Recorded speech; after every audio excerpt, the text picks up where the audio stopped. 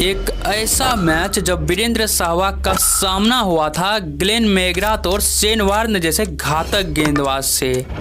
इस मैच में ऑस्ट्रेलिया ने पहले बल्लेबाजी किया और स्कोर बोर्ड पर 317 रन लगा दिया था, जहां रन चेज में सचिन तेंदुलकर, सौरव गांगुली और वीवीएस लक्ष्मण को आउट करके ऑस्ट्रेलिया वीरेंद्र सहवाग को ललकारते हुए कहा, तुम्हारा भगवान तो पेविलियन जा चुके हैं, तुम मैदान में क्या ही कर लोगे।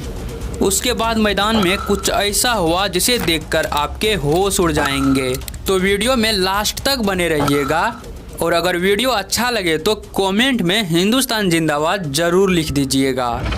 यह साल था 2001 की, जब पूरे कंगारुओं की फौज भारतीय भूमि पर कदम रखा था और यह सीरीज का पहला वनडे मैच था जो बेंगलोर के क्रिकेट ग्राउंड में खेला जा रहा था।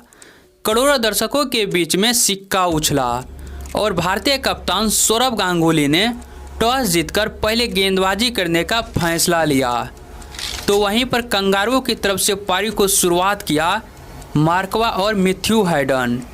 यह दोनों ऑस्ट्रेलिया के बल्लेबाज नहीं था बल्कि गेंदबाज के कैरियर खाने वाले दानव था और शुरुआत मैथ्यू हैडन मैदान में कर चुका था और मैथ्यू हैडन तो उस दिन कसम ही खाकर उतरे थे, आज भारतीय गेंदबाजों को सिर्फ हम ही कूटेंगे। इस मैच में मैथ्यू हैडन ने 99 रन के विस्फोटक पारी खेलकर ऑस्ट्रेलिया के स्कोर बोर्ड को 300 के पार पहुंचा दिया और लास्ट में आए एडम गिलक्रिस्ट, जिन्होंने अपनी बल्लेबाजी को जलवा दिखाते हुए भारत के सामने 317 रन का टारगेट खड़ा कर दिया। उन दिनों में इतना बड़ा टारगेट को देखकर हर भारतीय क्रिकेट फैंस भारत की हार मान चुका था।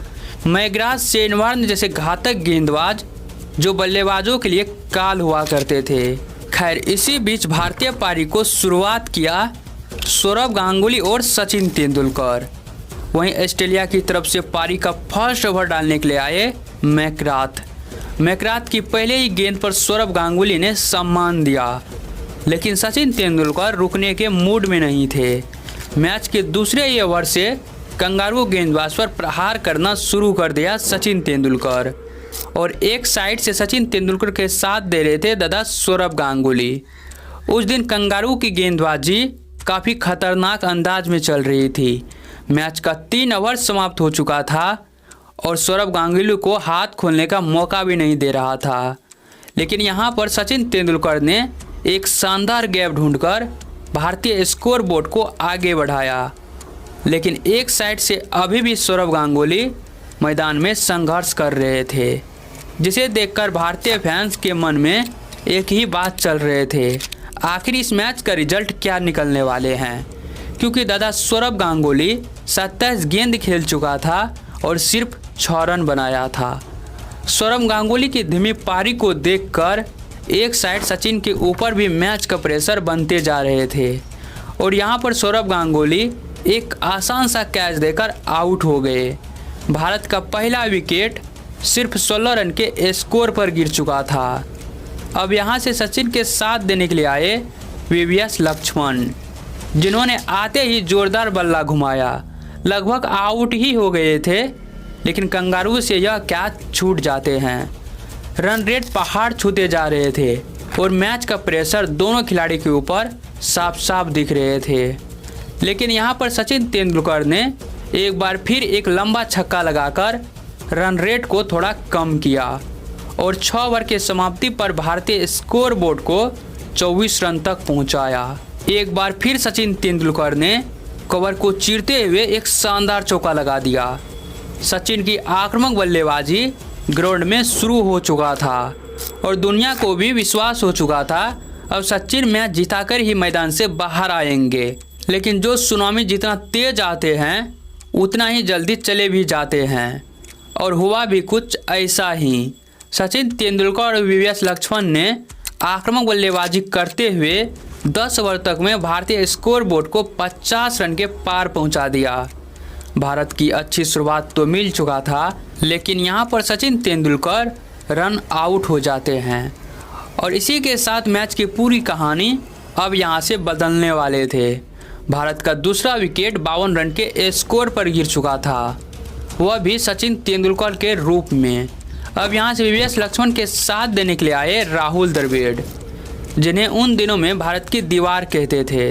लेकिन उन दिनों में कंगारुओं के पास गेंदबाजों का वह हथियार थे जो बड़े से बड़े दीवार को भी तोड़ने का क्षमता रखते थे।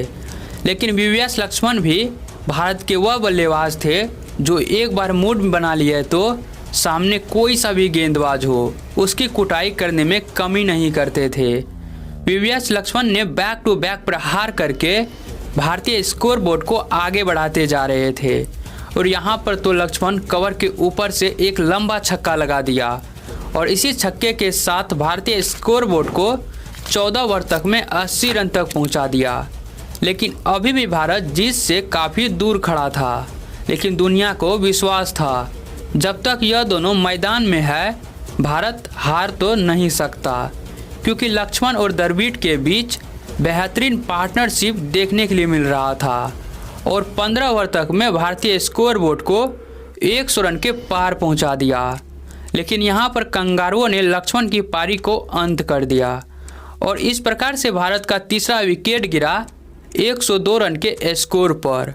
अब राहुल द्रविड़ के साथ देने के लिए आए बढ़ानी, जिन्होंने आते ही कंगारुओं के हाथों में गेंद दे दिया। भारत के बैक टू बैक विकेट गिर चुका था और भारत की हार दुनिया वालों को साफ साफ दिखाई देने लगा।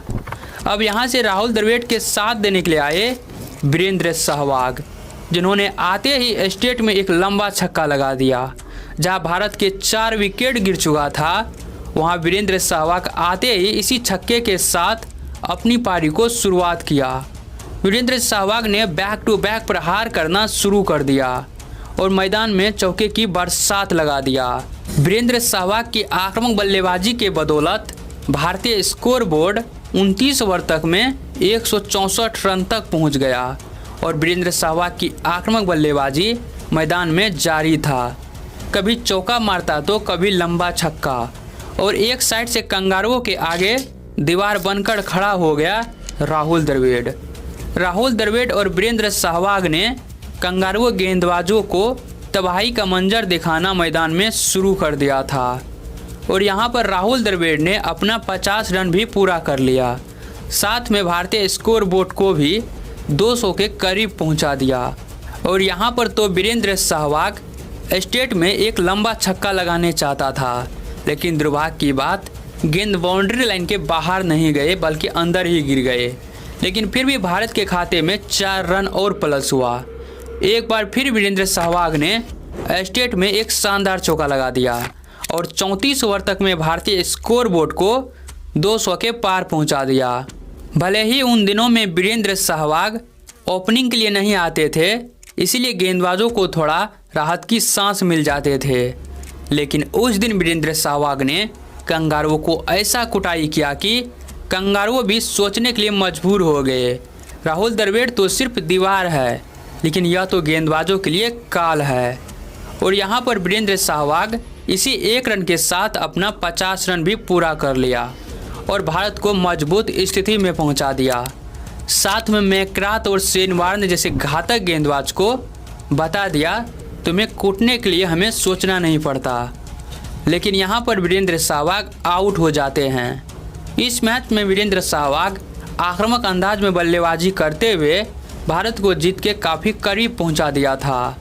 लास्ट में राहुल द्रविड़ और विजय दहिया ने शानदार फिनिशिंग करके इस मैच में भारत को जीत दिला दिया। तो वीरेंद्र सहवाग के विस्फोटक बल्लेबाजी के नाम इस वीडियो पर एक लाइक और एक कमेंट तो ज़रूर कर दीजिएगा और कमेंट में हिंदुस्तान जिंदाबाद ज़रूर लिख दीजिएगा। तब तक यह वीडियो आप लोग ज़रूर देख लीजिएगा।